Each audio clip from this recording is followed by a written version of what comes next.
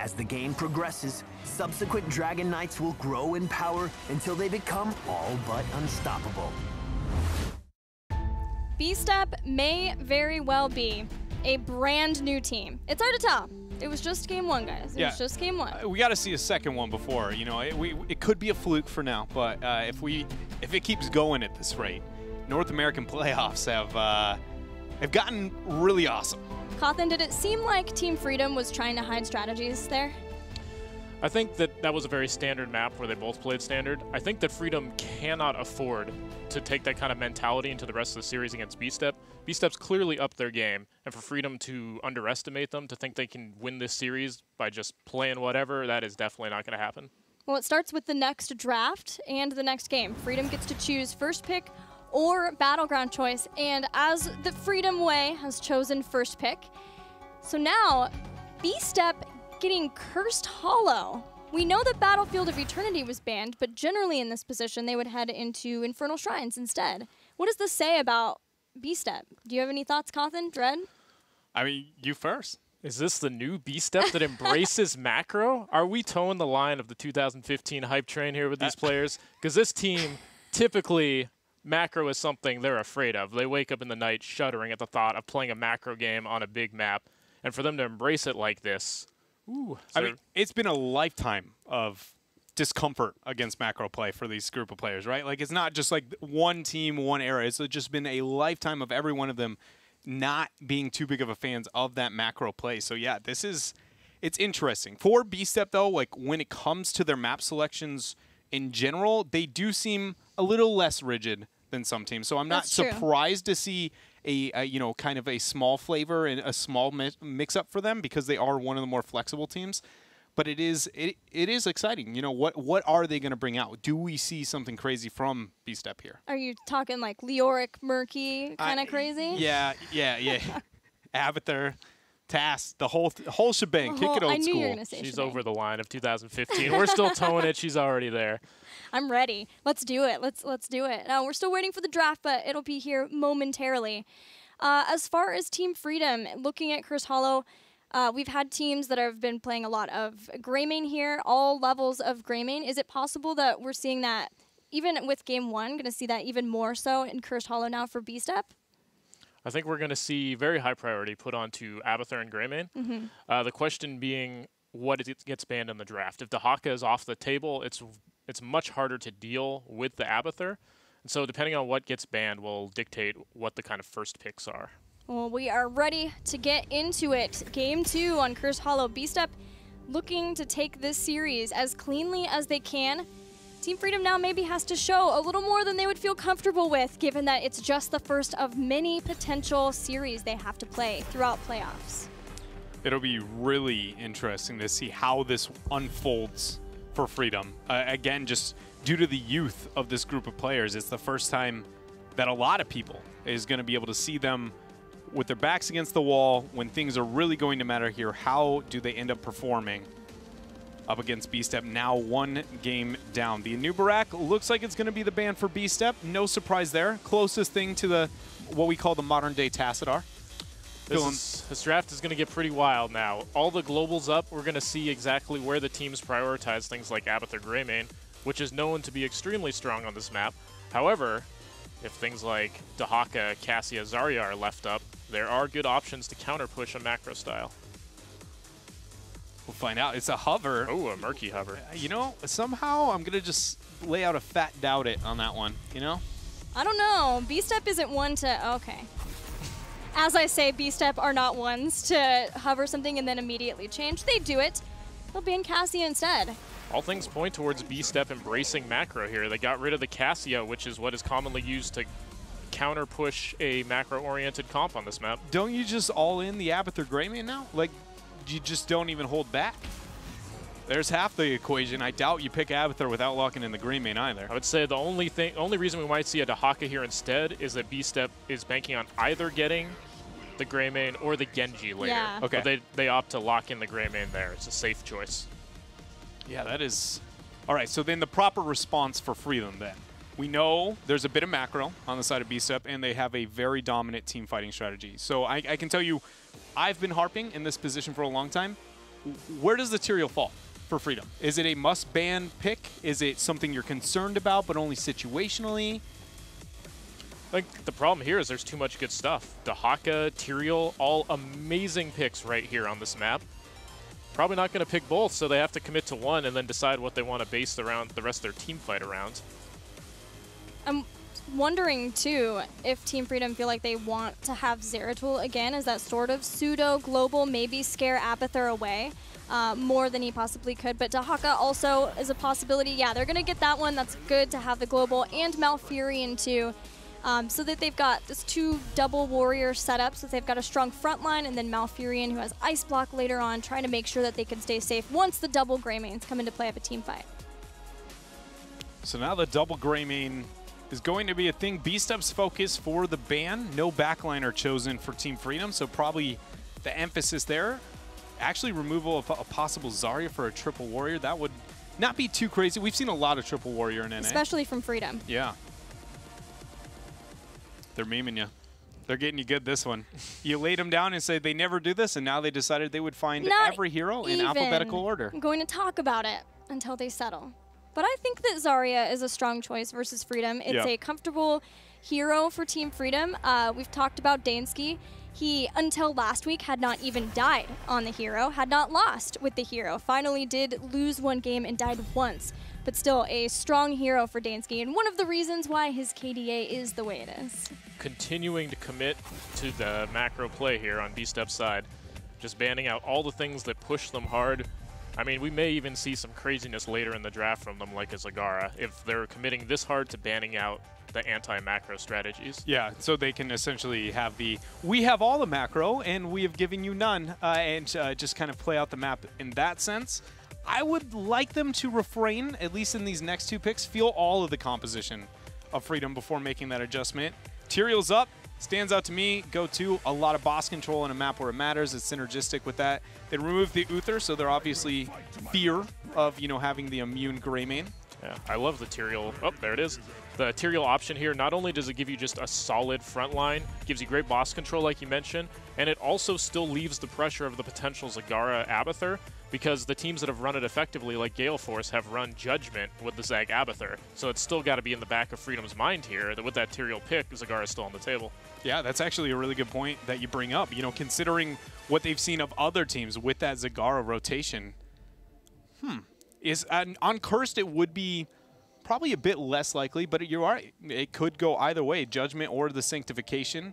And what is Freedom afraid of here? For their 2 picks, what backliners are the most appealing? Typically, my first thought, something that can survive its own skirmish decently, because a double Greymane, they can't be so dependent on getting support from their support and getting those heals to be able to hold their own. I mean, I'd like to see a Genji. Okay, out of Freedom. Ooh, Li Ming. I wondered if they would Nazebo again. So where B-Step have left off now, they could get Zagara, solely because they have 2 very good Tyrael players. They have both King Caffeine, who plays it, and K1 Pro, who plays some Tyrael too, depending on what is needed for the team. Is it Zagara? There's still a possibility of another backliner. Would it make them not as formidable, though? What would you like to see? What's the number 1, Cawthon? I would like to see Zagara or Genji here. I think Zagara punishes the Nazebo. They have the Tyrael already for it. The Genji is also another good clone target. Hard to kill, easy to dive on their weak back line. If this was my draft, my team, I was playing Abathur here, I would like to see a Genji here in this last pick. Double aggression. It is... I mean, it's obviously an appealing option in a direction B-Step could go with the draft. If they don't commit to that hyphy, all-in diving style of play with a double warrior, a Li Ming, double mage, do you see anything else coming out? A secondary warrior possibly? Yeah, I think that's what it would be otherwise. They go with a Falstad. They're bringing back their Falstad. Falstad Abathur is a very unusual combination that you don't see very often. But this is new B-Step that commits to macro, so... Now nobody knows what's going on. So a lot of global possibilities for B-Step. Team Freedom have Dahaka to try to deal with what they can. We have talked quite a bit about Li Ming here at HGC. Where do you feel like Li Ming is fitting in right now in North America meta? Because she is 1 in 16 through part 2. I could see that. Yeah, Noob's a pretty good hero right now. Yeah. Noob has pretty much wiped Li Ming off the face of the map, at least in terms of effectiveness. There are some things you can do with Li Ming that are effective against a Noob. Most teams have not caught on to that yet. Most mages pack way more of a punch, especially early game, than Li Ming does. The times that people look for Li Mings are typically as a safe damage dealer option when they're afraid of dive. Greymane Clone is a good example here.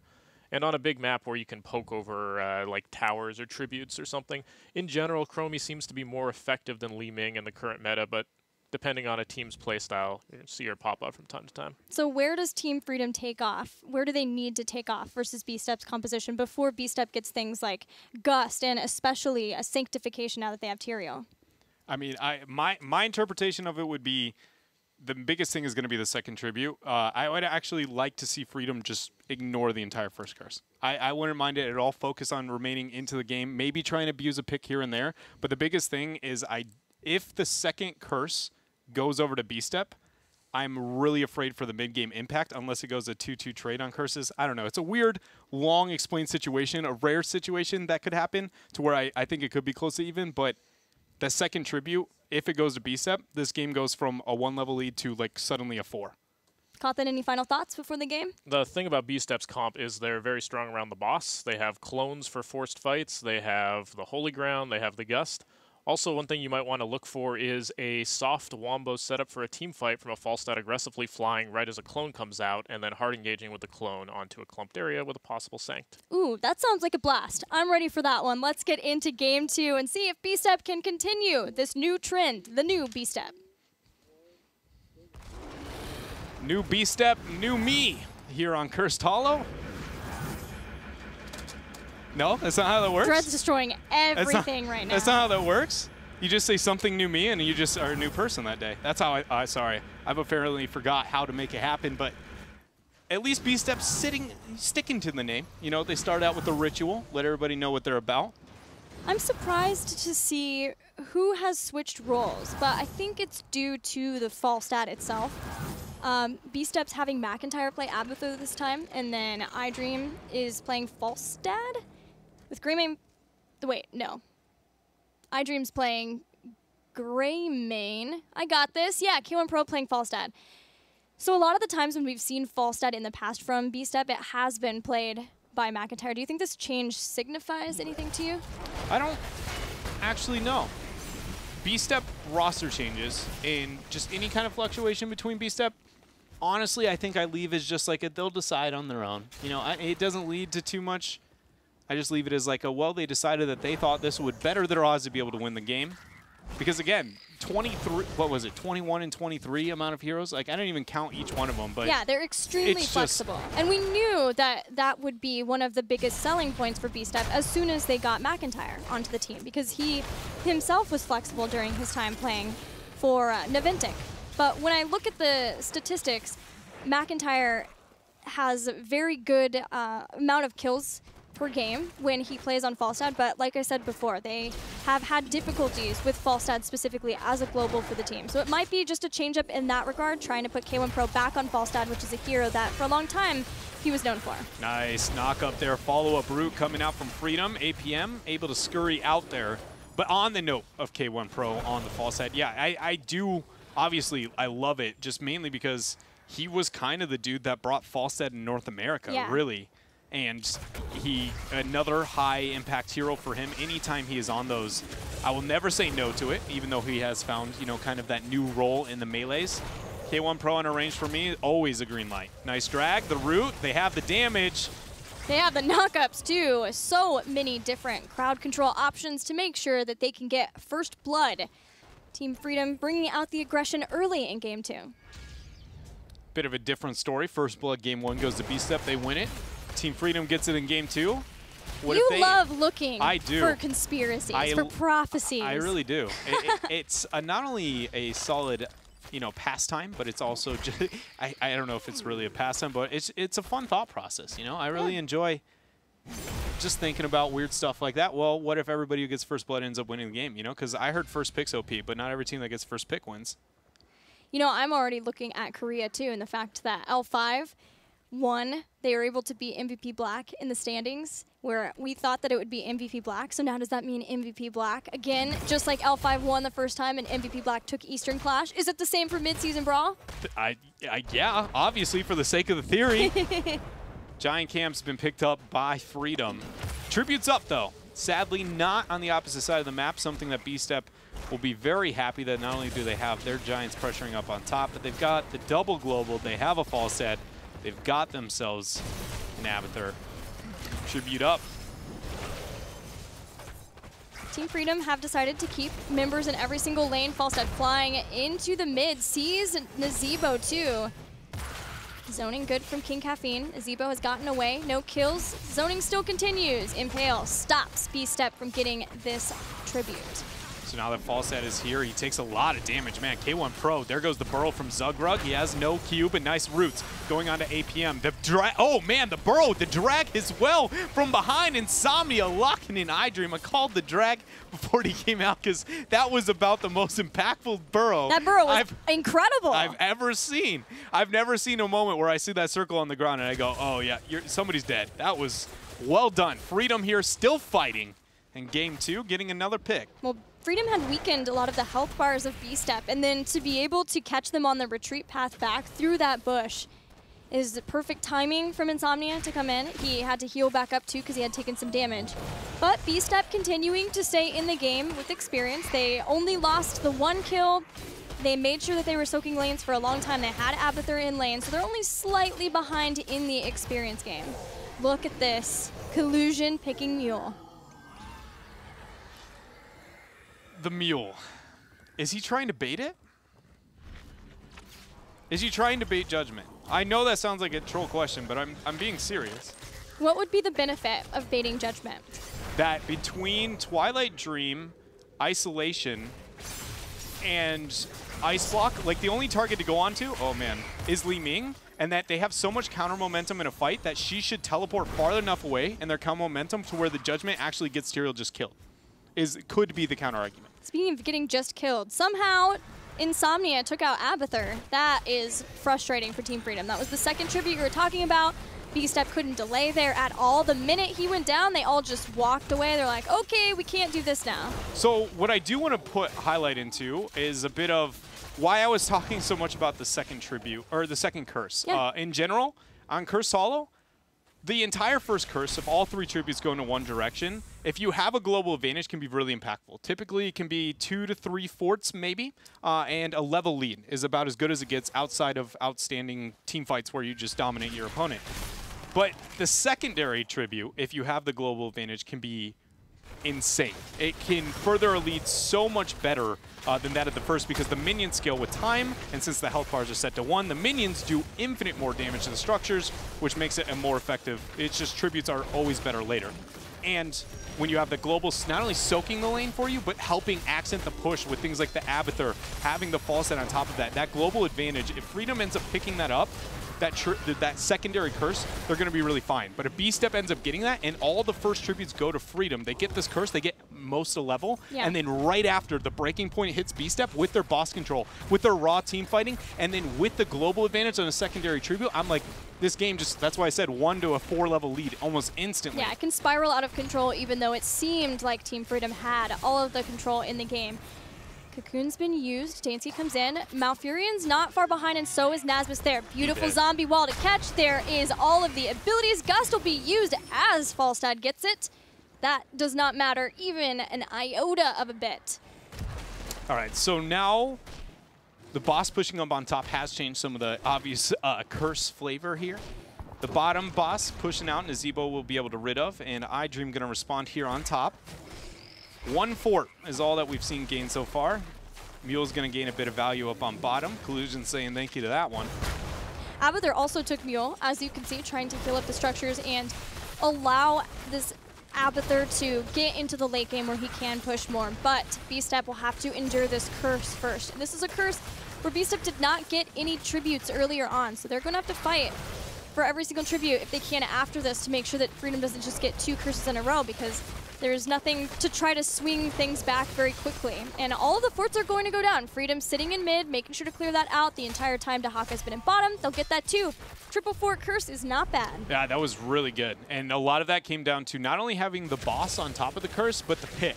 The fact that they were able to pick off a global was huge. It removed responses to the boss itself. So yeah, Freedom got as much as they possibly could off of that first curse, buying them a bit of leeway. But again, it's still only that one level lead.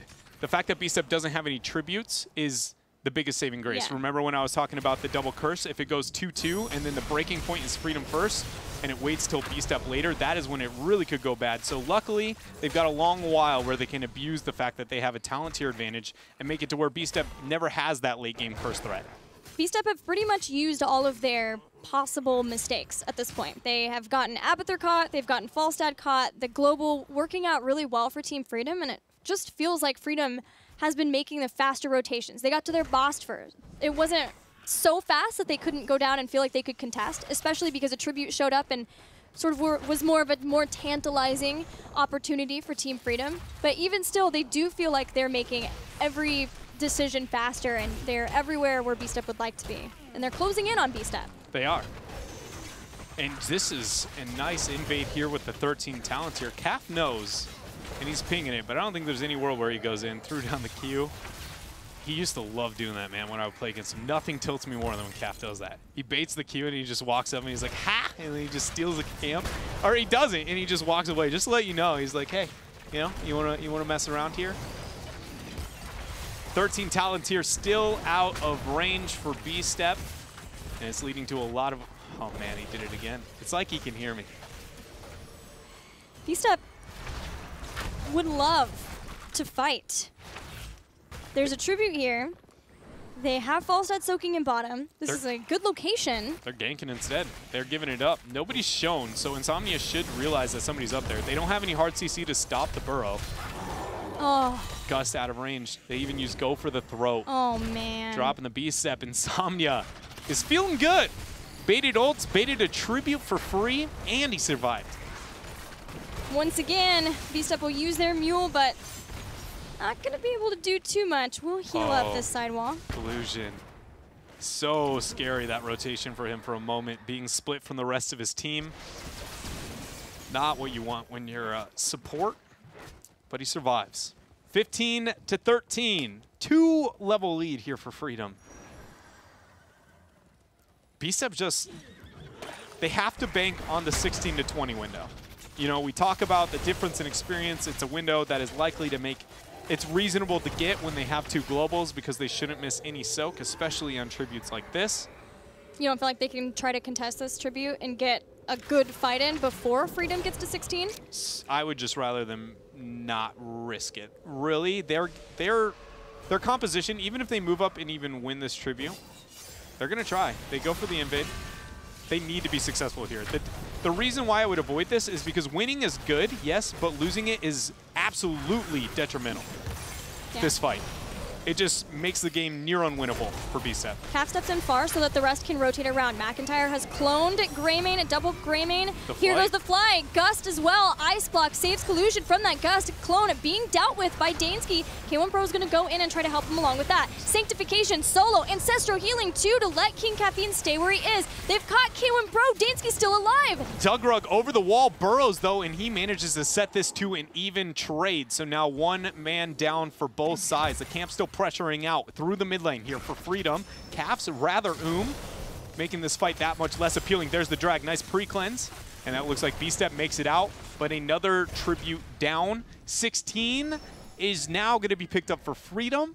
16 talents here is not a realistic fight for B-Step to get over the next tribute, which is essentially a curse. Both bosses up.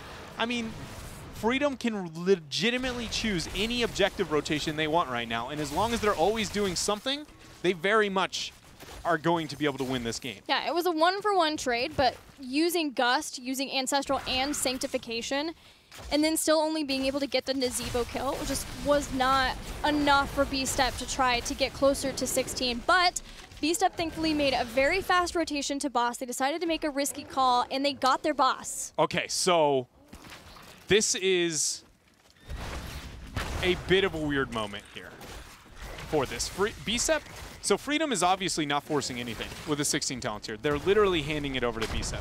So what Freedom is doing by making this decision is banking more on the extreme late game, not even this team fight. It's like the 20 on 20 because they're trying to maintain Soka in all the lanes and not lose in that weird gap 16 into 20. They're going to win that there and then win the fight later after 20 because otherwise it made no sense to give a free boss and then just clear it.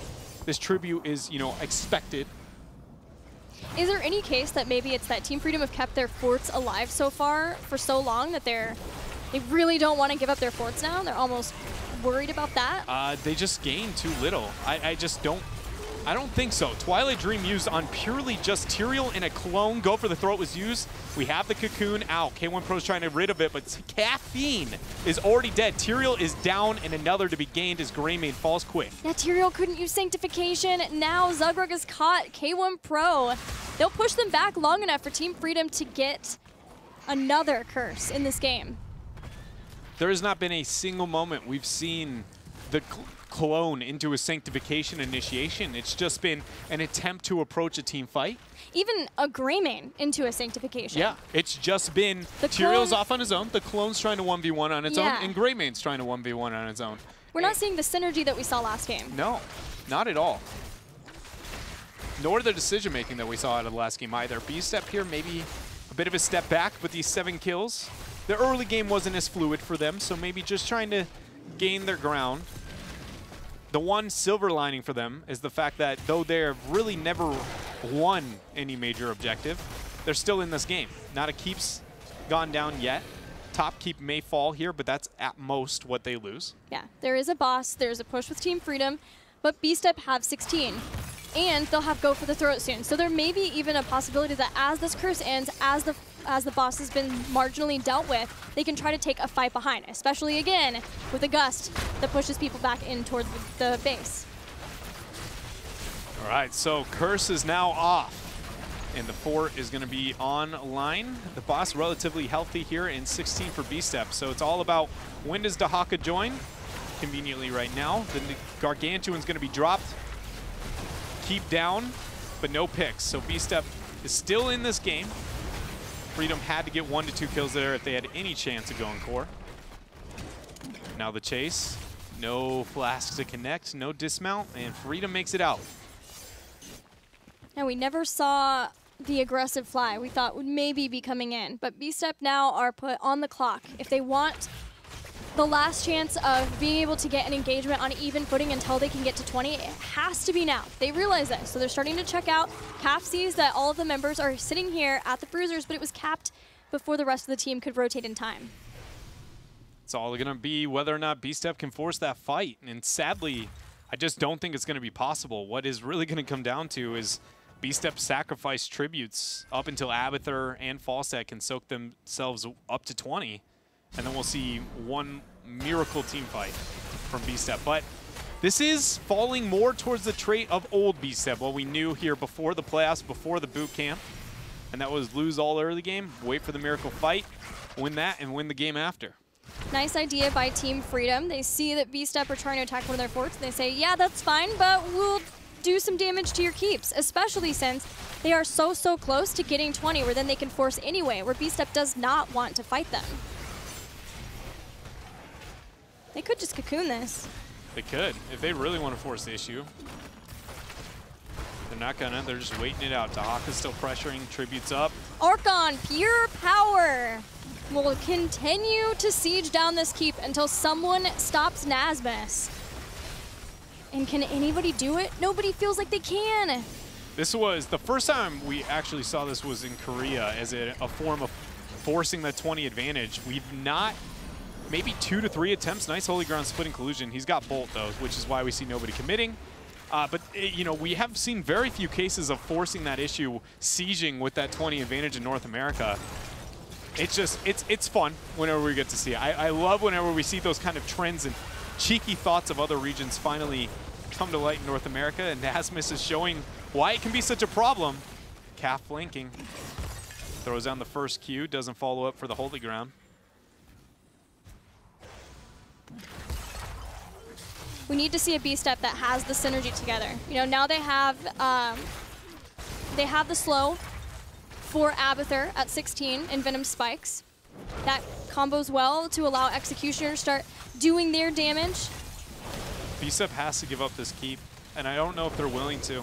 Doesn't seem like they are. They seem like they're getting really antsy. The mule has been dropped. This is like a psychology type situation. Okay. They let it go. It's going to go down. The mule doesn't gain value, but they're going to try and force afterwards. A psychology situation where even though you weren't willing to take the fight on mid, knowing it's your last, it'll make you more desperate to overreact. Even though, again, it's one of those just your emotions get in the way. We love to do that when it comes to tense decision making at the competitive level. B-Step are getting very, very close to 20. So maybe if they can continue this soak, they don't have to worry about a curse just yet.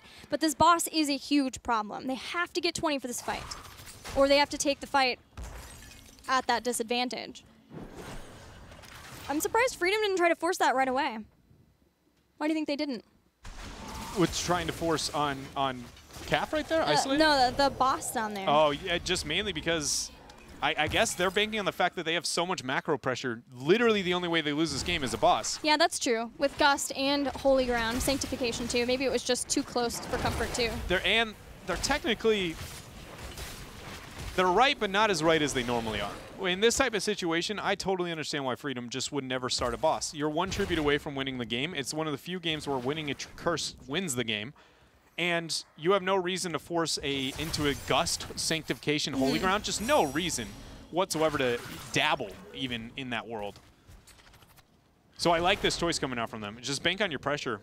Anytime your team gets in a situation where you think, oh man, this could lose us the game, they have enough pressure on the core, backdoor, something. Nice drag on the Calf. Takes a bit of damage from the Li Ming. False at an Abbott, they're still back at the base. Calf has even taken his nullification shield to get more spell armor to try to deal with the spell damage. This is it, trying to fight over it. Collusion just takes the tribute. B-Step does not stop them at all. Now iDream is in trouble, gets put inside of the cocoon. McIntyre is the clone for Greymane 2. Team not being able to get together. K1 Pro is gusted away, but it's too late. Greymane goes down. Rhaegar has fallen too. Tyrael is out of here. That's it. And that should be game. Freedom fighting back here in this game. Even in that last team fight, did a very good job of getting the interrupt onto the Sanctification, which is why, in fact, we did not see King Caffeine save his isolated team members. Team Freedom, in almost equally dominant fashion, will be able to take game 2 and set it to an even series. That was such a strange game to follow up the first game. It was. I have a lot of weird small things that I feel like I've experienced here in the series so far to talk about, because I agree with you. It felt nowhere near the same game for both sides. It wasn't just like, well, B-Step toned it down. It was both teams were playing it very, very different than we saw in game number 1, and debatably, at least for Freedom, different than they were even at the normal season. Cawthon, what was your take on that? What was the defining moment for that game for you? They embraced macro, but it did not embrace them back. I feel like the game was mostly over before that, but I really got to question their decision to not contest that last tribute. Yeah. They have to know that that's game. If they get the tribute, it's over. What are you doing on the map that's more important than contesting that? The core wasn't going to die in the next 2 seconds. I think the thought process was that they wanted to clear out the base enough to where they had a reasonable chance of, like, you know, pressuring out, and if the fight isn't instantly won, that their core isn't over. But I agree with you. It hit that point where it's like, what's a better fight than this? You've been waiting for this for 5 minutes. They have a team fight composition with Greymane Tyrael. They have Abathur to add to that too, a double Greymane. And yet, in the entire game, we never saw all of that come online together. Is this a testament to Freedom that they were able to make sure that that didn't happen, or what do you think, Cawthon? I still have to say it's mostly on B-Step and their inexperience in playing a macro game. They weren't able to force the things they needed to force. It was a rough game. They never really had pressure. Well, that means that Team Freedom, though, has tied it up, so we've got a series on our hands.